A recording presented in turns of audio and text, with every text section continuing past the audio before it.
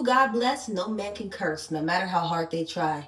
And believe you me, them witches be trying it. Child, let's talk about it. An undeserved curse does not come to rest. Enemies disguise themselves with their lips, but in their hearts they harbor deceit. Though their speech is charming, do not believe them. For 7 abominations fill their hearts. Their malice may be concealed by deception, but their wickedness will be exposed in the assembly. Whoever digs a pit will fall into it. If someone rolls a stone, it will roll back on them. If you're a child of God, I already know you have experienced warfare before. You have experienced the enemy using agents of chaos to come into your life in attempt to steal, kill, and destroy the very destiny that God has created you to bring forth into the earth.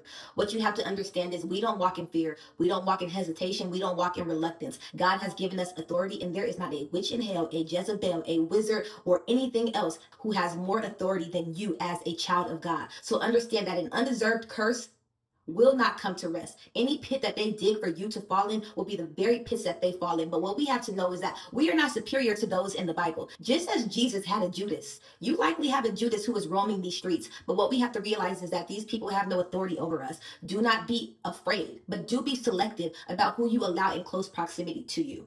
God has given us assignments as children of God. And one of the most annoying things that you can deal with is those who you have to question who are around you and people who are ultimately plotting on your demise. Believe me, I understand that that's a struggle to have to deal with. And it often does cause paranoia when you think that you have to consider who's plotting on you and who's not. And what I'll tell you is that as a child of God, you don't have to do that. God gonna hit you to a snake every single time. You don't think Jesus knew what Judas was up to?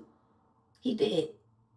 If you are walking with God, God will not allow for the enemy to sneak attack. You are going to always know the Judas in the room. So understand that an undeserved curse will not hit your home. But what you cannot do is meet demons in hell where they reside. What you cannot do is match energy. What you can't do is try to reciprocate the very hate that they send your way. That's beneath us, and it will always be. But as a child of God, you cannot think that you are above the enemy using his agents of chaos to try to instill fear into your life or instill doubt into your plans that God has given you.